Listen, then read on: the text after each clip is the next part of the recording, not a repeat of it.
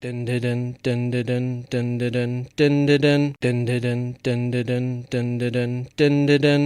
doctor, this is my section. Earth is under my protection. Planet of birth is Gallifrey. I've got 2 hearts, your life is safe. Run into the master, raw Missy. Come on, Alonzo. Alonzi. I am a Time Lord. No, I'm not Rick. 12 bodies and men. Now it's time for a switch. Don't look like that. I'm in great health. You were expecting someone else. Regeneration. Oh, such fun. When I say run, run, run. What's up, my boy? Peace and sanity. Sorry, mustache. Reverse the polarity. Sometimes I'm north, but always a limey, wibbly wobbly, timey-wimey. Jump in the TARDIS, go for a ride, it's bigger on the inside. Exploring all of time and space, oh what's that? Exterminate. Cyberman, a Daleks, baby. Would you like a jelly, baby? Time's ticking, we'd best go, a new adventure, Geronimo! I am fantastic, so are you, best come with me, I'm Doctor Who.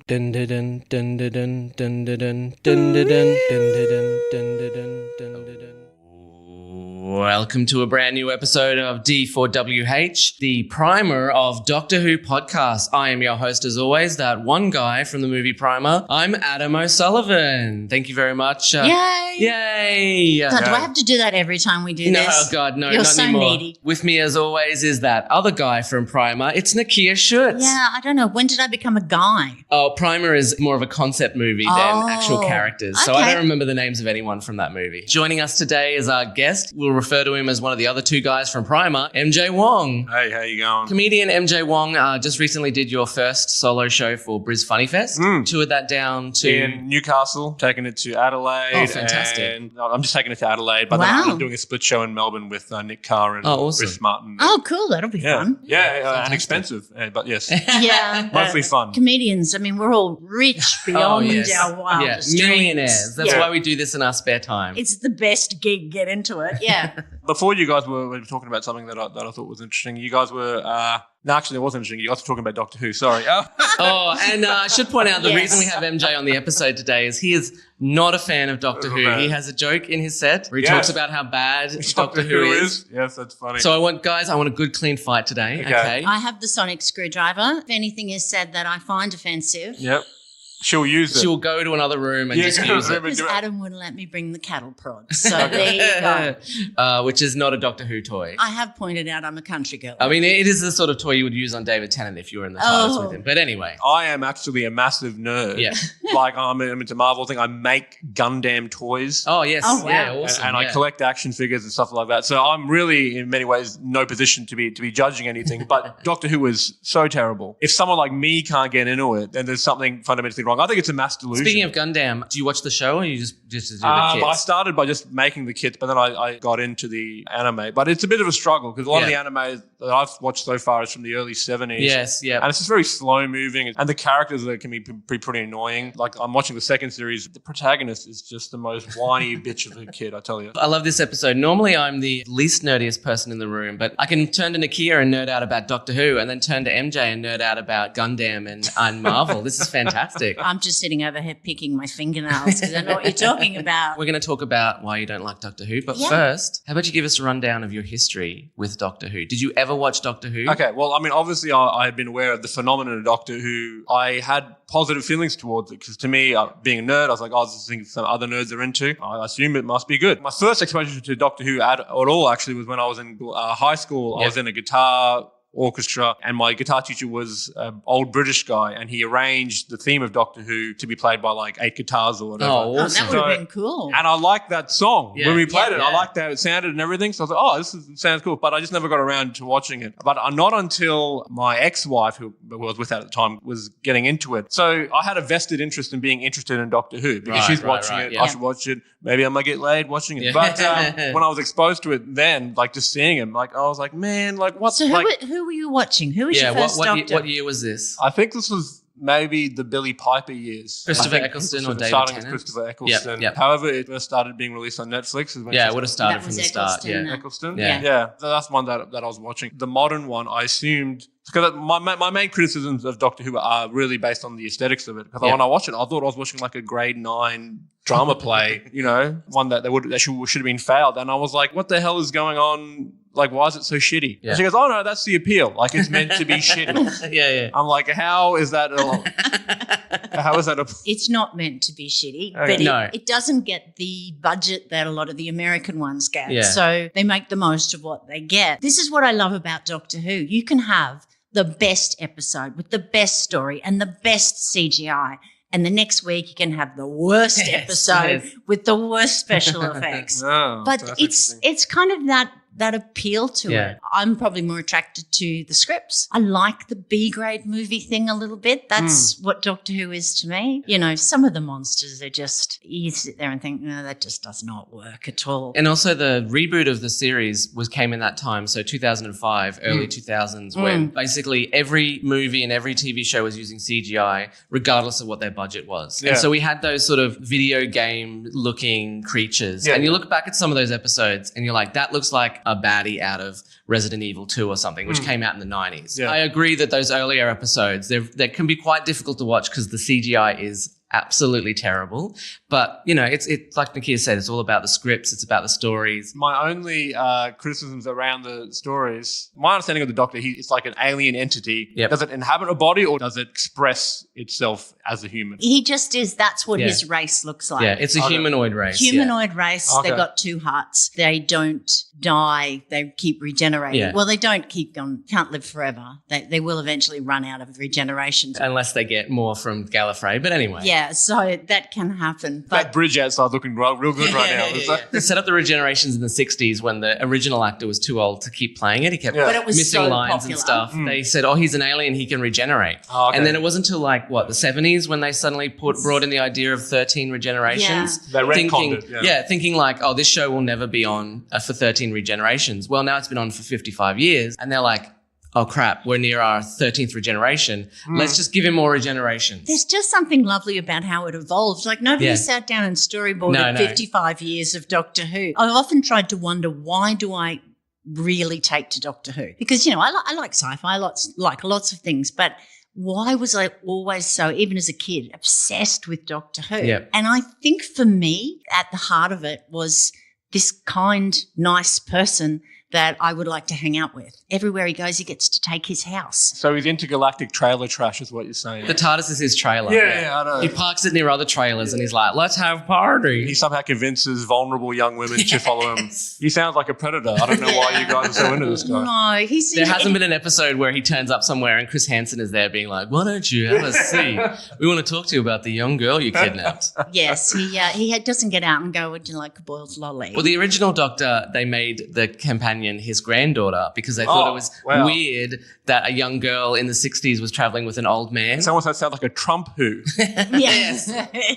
Yeah, I don't know. Yeah. We've mentioned Trump a lot in this season. Yeah, we do. Well, he's hard not to talk about Yeah, at some that's right. point. He's everywhere at the moment. I kind of thought, that's the person I want to hang with. That's you know, that's who you'd like your big brother to be. I don't have a brother, so Doctor Who was your brother. Yeah, he was my exactly. brother. I suppose I understand someone like you, Nicchia, who grew up within a state, but I wouldn't understand you, Adam, because you were relatively younger. And I was introduced to it almost the same way you were. I had a girlfriend at the time who was into Doctor Who, and it was Christopher Eccleston's season. And then David Tennant came in, and I really got into it. When I was going through my nerdy period when I was in primary school and high school, I never saw Star Wars. I never saw Star Trek. Whenever they were on TV, something else was on and I'd go and do that. So I never saw those, and I never thought, which one is my fandom? And then when I grew up and saw Doctor Who, I was like, oh, this is what I'm into. This is what I like. I love time travel. I love space travel, that sort of thing. I just really enjoyed it, and I've continued to watch it And I since think then. the time travel too is a part of it. Like Yeah. I didn't watch the original Star Trek because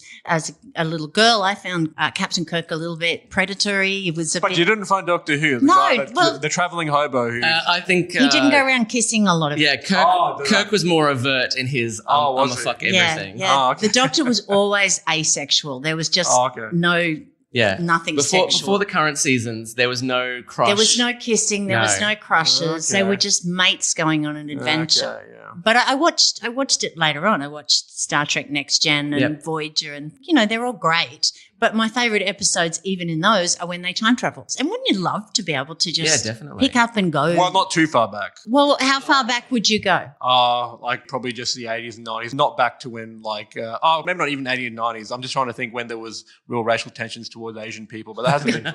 Would you want to go back to the future? No, I don't think we have much of a future left. Wow, okay. So, yeah, I'm happy right now. Oh, wow, okay. I'm mindful. I was going to say, so meditation. if a guy turned up with a box, okay, this is sounding wrong. This is sounding very wrong. And said, jump in my box. Actually, I'll take you wherever you want to go. If a lady turned up with the box. Yeah. What about the two hearts thing? Because I did briefly hear about it before, but does that have any plot significance of him having two hearts, or is it just like a thing to make him sound less human? We got asked the same question in the Andrew Dawson episode. Yeah, and I'm trying to think when it would have been a plot device at some point in probably the first two Doctors, but it's just always stayed that. And every now and then one of them will stop working. Yeah. And the Doctor will run around going, God, how do you people put up with this? Yeah. There was one funny line in David Tennant was unconscious. He'd just regenerated into David Tennant. And Rose says, he's got two hearts. And her mother, who's creepy, goes, he's got two of anything else? And then there's an extended scene where Rose Tyler and his mother have that's sex your with the Doctor. fan fiction.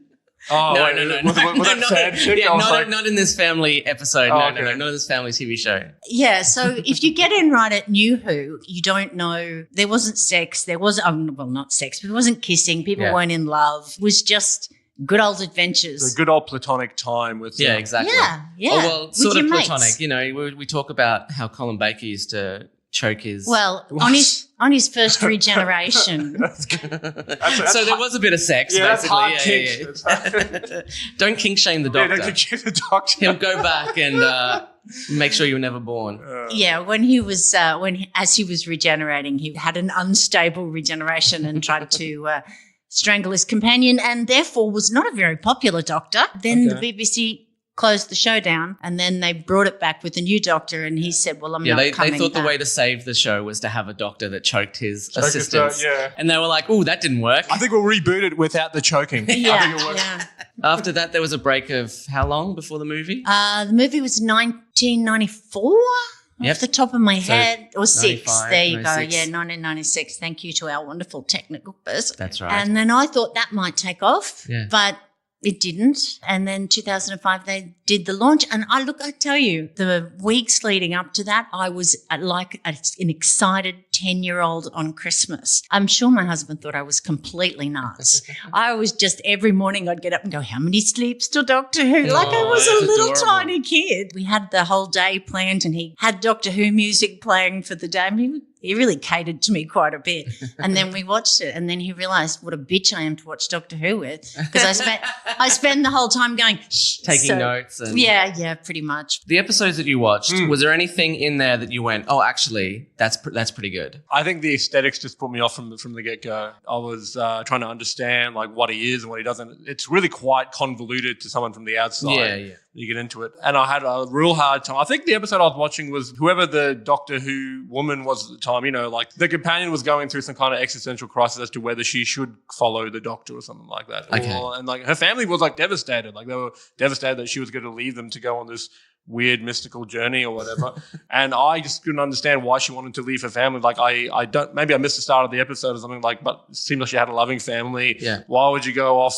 on... So was that Martha? Was it Billy Piper, maybe? I don't know. Billy Piper, Piper, blonde, Martha. Like to the Doctor, she was faithless to me. I think it's this idea of wanting to explore the universe, wanting to know that there's more out there than just being on Earth. And I do know when Billie Piper was on the show, she was working in a shop. She was dating Mickey. She had no future basically other than her boring life. And this man comes along and he's like, there are aliens. There's a whole universe out there. Well, she meets them first. I mean, he doesn't just turn up and say, guess what? This idea of everything you know is bigger than you realize. Come and check it out with me. Come and explore and then her second episode is she goes to the end of the Earth's lifetime where the Earth explodes and she's on a viewing platform watching the Earth explode with the last ever human who's just skinned across a frame, What? Yeah, Skin to scratch across a frame? Yeah, because she's so thin. Because she's had so many plastic surgeries that she's just skinned. That is sick. Actually, that was another thing that put me off. There were some design things which were quite gross. Yeah. And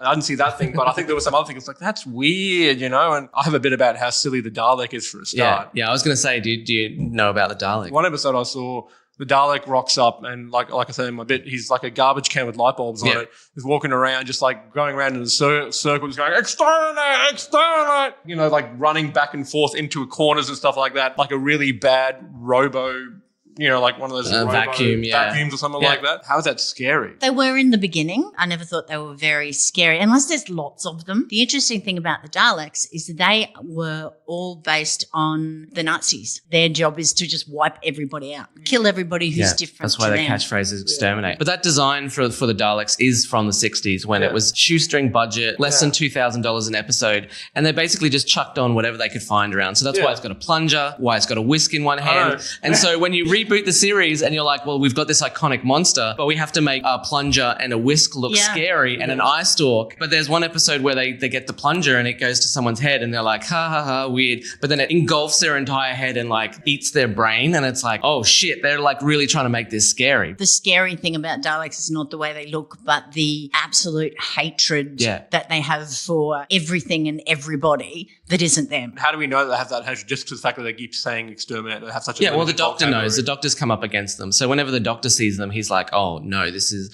you know, there's been an episode where the Daleks turn up during World War II and they pretend that they're trying to help people. So they're like, oh, this amazing war machine that's going to help us. It's got this armor and everything. And then the Doctor turns up and he's like, oh no, it's because of the Doctor with his history with the Daleks that they know. So they had this great episode years ago called The Genesis of the Daleks, and it shows you how they were made. And they were made with no emotion. In a Hoover factory. They were made by a guy who needs a lot of moisturizer on his face called Davros. But the Doctor is sent there to completely wipe them out so that they're never created. And he doesn't do it because he says, who am I to commit genocide? It shows you they're all in the Nazi uniforms and they were all humanoid, but they started to develop into these Daleks because they wanted to kill everybody on another planet who they hated, and then the hate grew from that. Just megalomaniacs all getting together, really. It's a gross misrepresentation of Nazi people because they just want to get rid of the Jews, not everybody. I mean, Daleks want to get rid of the Aryan people as well. Yeah. Everyone but themselves. And we all know Hitler was an Aryan, so... It's just based on that. And it's the great foe because the Doctor is all based on everybody's important, no matter caring, how small they keeping are. people alive, blah, blah, blah. I understand the appeal from like a creative perspective because I see these things that represent much larger things than what they are. Yeah. But I suppose my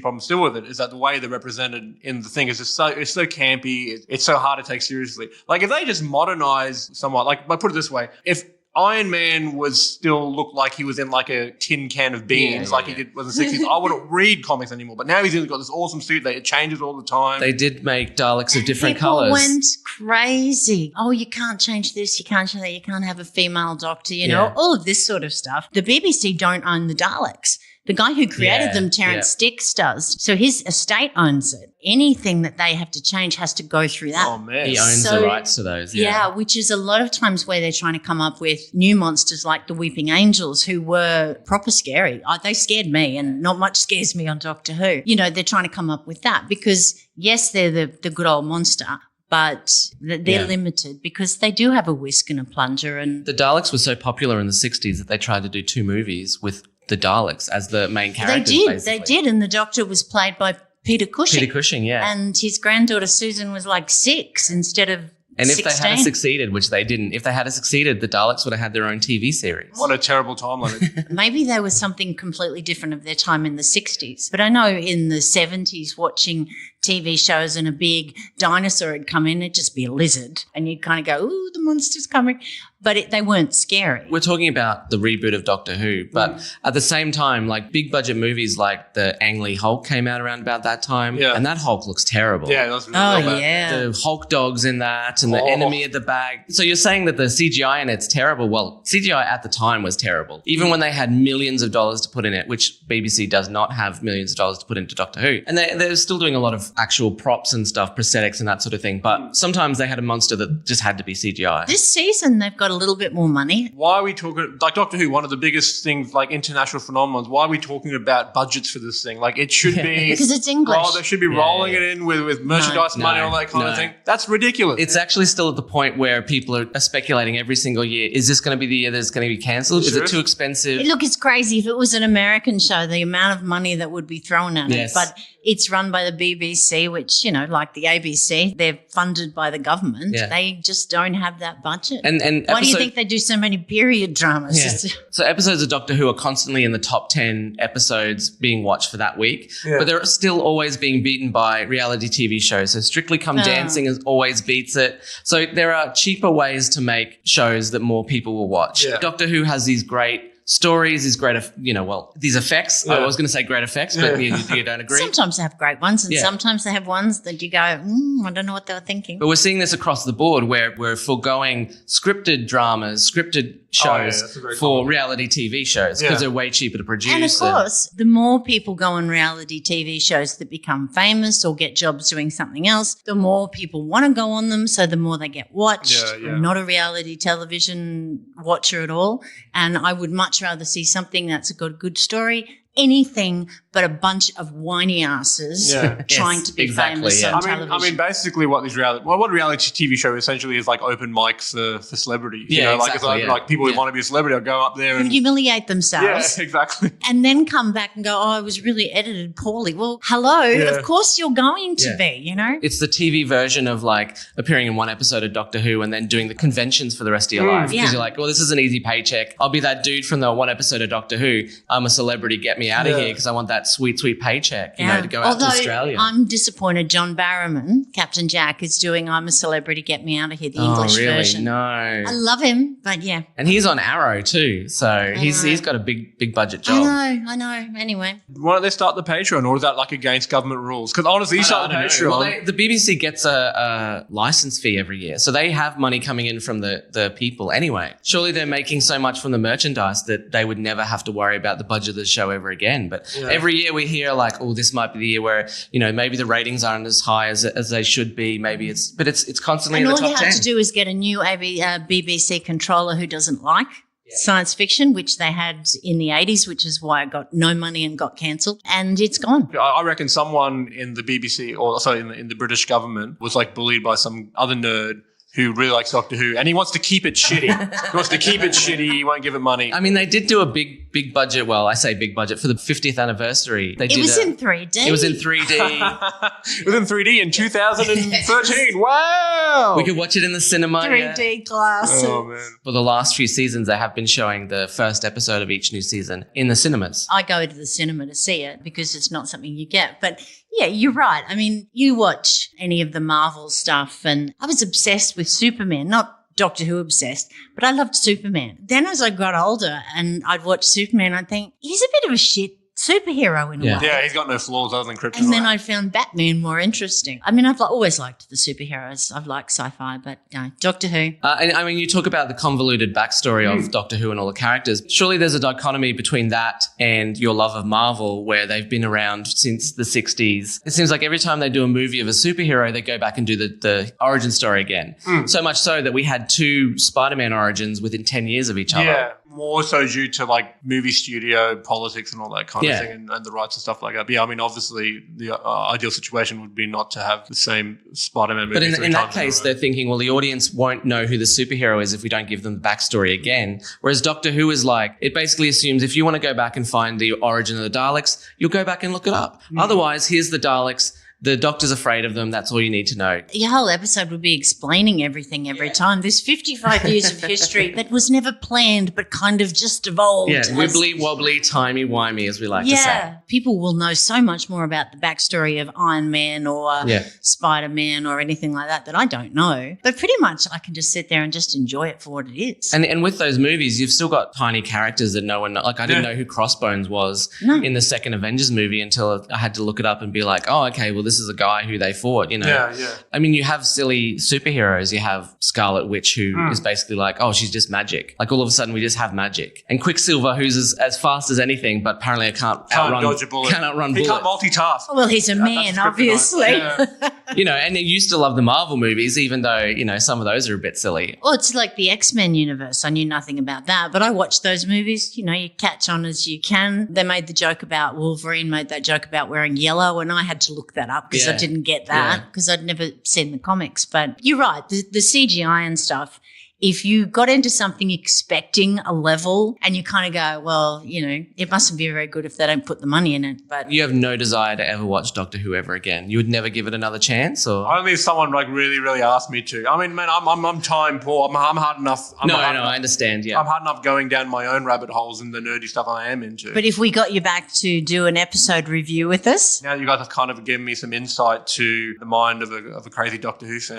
I can try to meet you halfway. It needs to have good CGI, a good story. I mean, surely there's episodes that bit of comedy.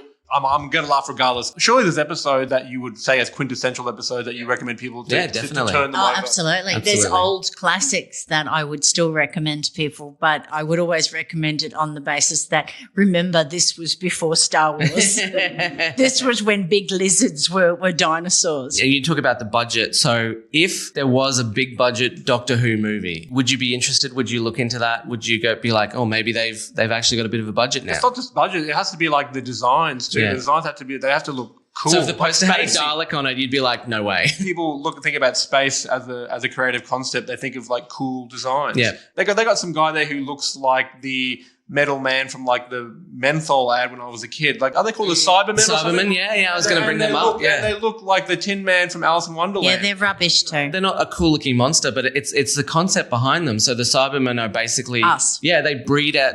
Not breed out, but they take you into a factory. They slice you up, put you in a metal thing, take your emotions out, and then you come out and you go, "I'm MJ, and I have no emotions." Well, so they're basically just like a race of autistic people. Yeah, just a bunch of people that just be like, not how we would usually describe them. Give them all these vaccines, just line them up. All right, you're a Cyberman now. Yes, pretty much a bunch of comedians when they're not on stage. Much, basically. Yeah, it's an open mic night. They give you a bunch of vaccines for your emotions, basically, and get rid of all of those.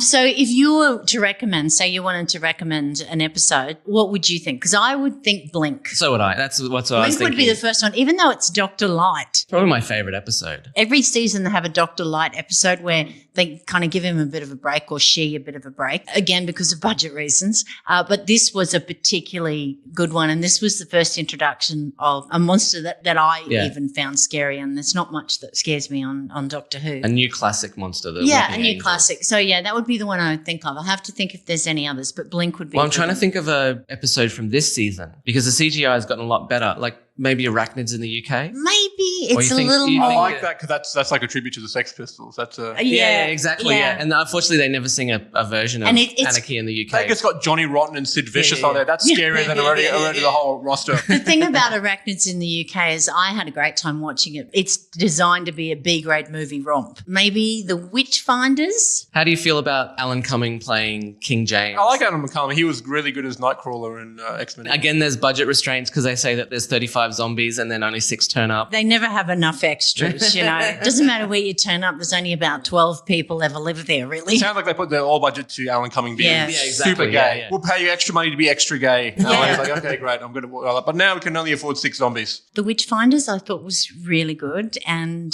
they do deal with the fact that the Doctor's now a woman and how much harder it is in 17th century England to get listened to if you happen to be female. What would you recommend? I don't know.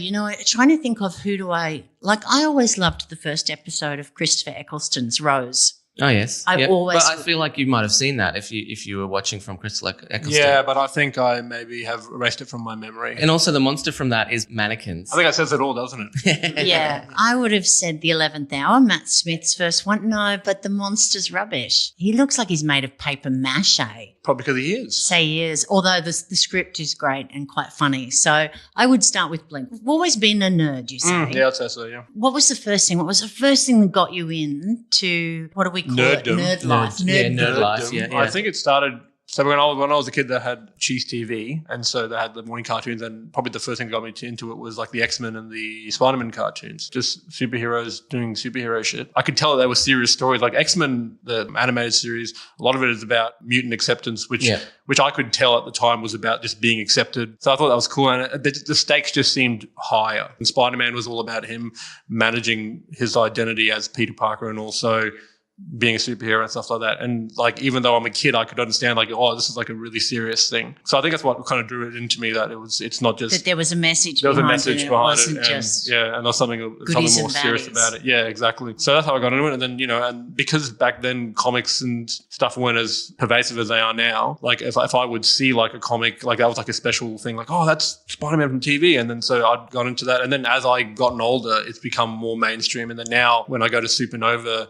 the people with the biggest tits there are women, as opposed to used to be dudes. But that's a funny thing, because now, the first Doctor Who convention I ever went to was in the 80s with a female friend of mine. We got asked, I think, 3 to 4 times if we were in the right area. Yeah. You're being hounded. Although I do remember, I looked behind us and there was just a row of pocket protectors and glasses with tape. I said to her, have a look behind you, and she went, well, I'm glad I'm not looking for a husband. And things have changed, like nerds are writing the show, nerds are running, running the show. Absolutely. And I didn't know that liking Doctor Who was nerdy. It was only when I got to high school and went, I like Doctor Who, and everyone went, oh, you dickhead. Yeah. Such a nerd. And I went through that period where I was thinking, when I grow up and become an adult, I'll like sport and drink beer, and all of this nerdy stuff will fall away and I'll become an adult. And it wasn't until I was at uni and I was like, oh, no, it doesn't matter. I can just like whatever I like. Like, who gives a shit? I've had maybe 2 girlfriends since then. So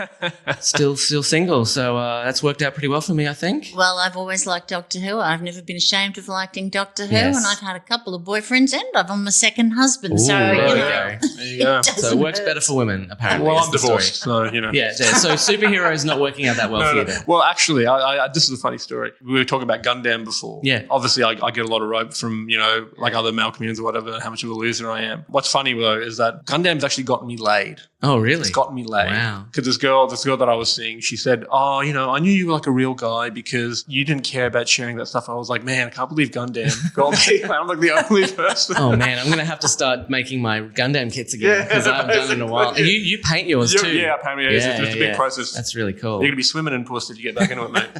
Well, listen, we went to a will remain unnamed nerd tournament yesterday. Pokemon tournament, yep. And I'm pretty sure, some of them were very young, but I'm pretty sure a lot of the others hadn't ever been laid. There was 4 girls there. Well, there was one mother, so let's say 5 women in the room. So, and that was it. 5 very disappointed women, probably. Yeah. And 9,000 boys and men. When I lived in Toowoomba, there was a part in one of the arcades where they'd all play Dungeons and Dragons and all that sort of stuff. And you just remember, I've played Dungeons and Dragons. Continue. The thing is that I'd walk by and I'd be quite interested, and that part of me wanted to stop, but the body odor would keep me moving.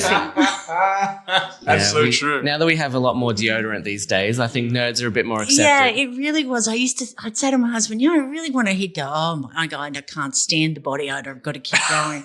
So that's how Dungeons and Dragons just never got me. And have you ever played Dungeons and Dragons? No, but I know it's coming back. Yes. I see there's quite a resurgence. I see the books around it like Zingle and stuff like that. Yeah. So it is something that I'm interested in looking. Look, it sounds sounds quite creative. There is a Doctor Who RPG that's like Dungeons and Dragons, but you play as Doctor Who. So maybe we should organise. Maybe we should do that. Although, as I've told you, my only experience with gaming is having a nervous breakdown while trying to play Crash Bandicoot. Well, this is nothing like that. Okay. Imagine Crash Bandicoot, but instead of having it on the screen and you have to control it, it's on a piece of paper and you have to tell somebody what you're doing, and then that person will tell you whether you succeed or not. Doesn't that sound way more fun? Guys, you guys are both looking at me weird. How do they know if I succeed or not? They roll dice. That sounds like life. It sounds. If only I could roll a dice and know whether I succeeded or not. See, I already know because my Doctor Who name or my Time Lord name is the Commander. That's right. So it doesn't matter what they tell me, I will know better. What's his Time Lord name? Well, there's a thing that, the Doctor calls herself or himself the Doctor because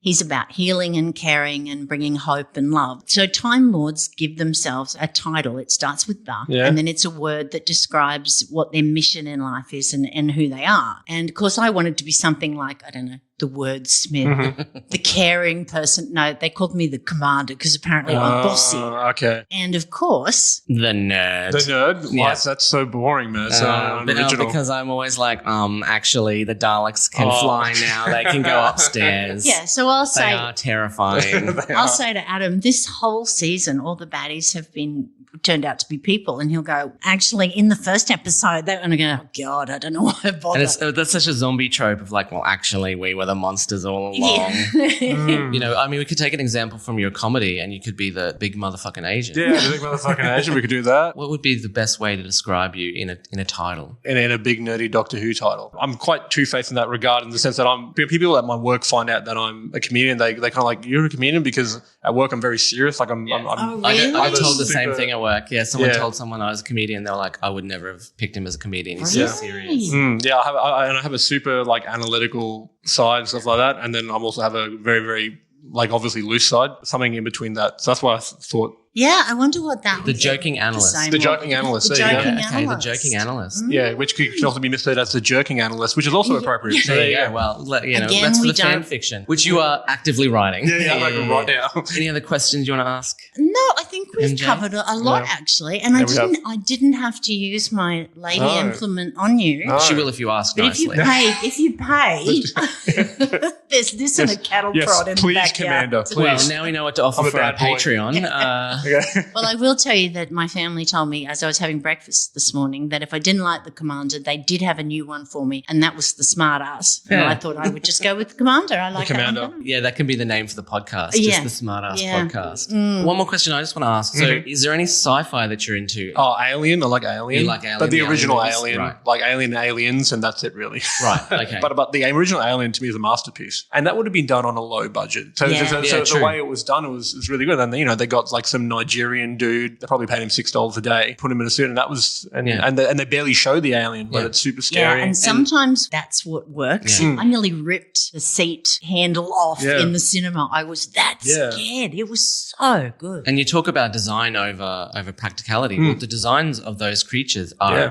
terrifying. Yeah. Because they come from an artist Yeah, HR Giga. who was drawing like Weird sexual things. sexual Yeah. phallic things. Yeah, And, you know, they've got like a big dick. Like exactly. like in theory, like the alien sounds like a ridiculous thing. It's like this thing with like this big dick on its head. It's like it's got like ribs and stuff like that. But it's a really scary It design. wants to impregnate you. Impregnate you. Yeah, there's a lot of like subtle like almost rapey type things about it, really, because they put a thing in your mouth and then it bursts out. Yeah. And if I was a pregnant woman watching Alien, I'd freak out. Man. It's, Yeah, I'd just be a pregnant Unfortunately, woman. Doctor Who cannot do any of that. Yeah, exactly. I think the closest they came was the Witchfinders. Yeah, With Alan Cumming. where the phallic symbols pierced people, and it reminded me of that weird 80s movie. But anyway, So sci-fi movies, Star Trek, Star Wars. You're not into either of those. the rebooted Star Trek is all right. I'll watch it. Yeah, I'm not okay. neither here nor there about it. Star Wars, I think, is something that I wanted to get into. Like, I watched the movies, and when I was in high school, it was around the time Phantom Menace came out, and so I was really excited about it. But then when I saw Phantom Menace, I was like, I I haven't really gotten deeply into it. If you talk about character design, Darth Maul, I think, was probably the best. oh, that was my son's favourite character. He loved Darth Maul. terrifying. See, I was a kid for the original ones. Mm-hmm. My very first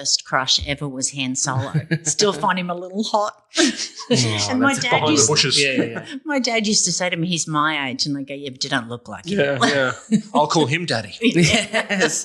But in a weird way. Yeah. Anything you like to bring up? No. No, I think we found some common ground here, and I am open to seeing these episodes you guys are recommending, and I'll fillet them. Yeah, for you. fantastic. And we'll Cut get them you- up Iron we'll Chef get you style. back and we'll have a bit of a chat about it. Yeah, and we'll see send how you it some works. recommendations. Listeners, if you have any recommendations for MJ, please send them to us. For anyone that has been a bit sort of off Doctor Who, and what episode have you shown them to bring them back? Or if you don't like Doctor Who, why don't you like it? Write to MJ at. No.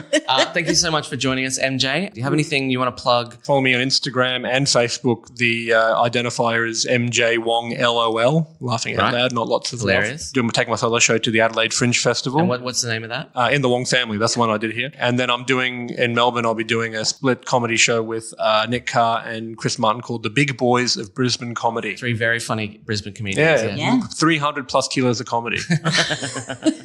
So you check that out. But yeah, if you follow me on the social media, I'll awesome. be plugging it incessantly. Speaking of, Nicchia, would you like to plug anything? No, I've got nothing for the new year yet. I'm just plugging this D4WH. Yeah. So if you're listening to this, D4WH. you're already doing her plugs. I pretty much told a woman on the train who saw my TARDIS necklace and went, "Do you like Doctor Who?" And I went, "Listen to my podcast." Oh, well, at least it was better than you just walking up to someone and saying, "Listen to my podcast." No, that'll be next. And you can follow me, Adam O'Sullivan Comedian, on Facebook or thenerdinfinite.com. You can also follow D4WH on Facebook to get up-to-date news. Also, we are on Twitter at D4WH Pod. If you have a story about the craziest, silliest, weirdest thing you've done for your Doctor Who fandom, if you feel daring, record it yourself, send it to us, and we might put it in a future episode. D4WHpod at gmail.com. Rate and review us on iTunes. We're on Podbean, all that sort of stuff. Thank you for joining us. Thank you for having me. And as always, keep searching the skies for the Doctor. Thank you very much. Bye. This has been a production of The Nerd Infinite. And then the sound of dragons spitting fire and stuff. What? Why are you looking at me like that? Oh, son.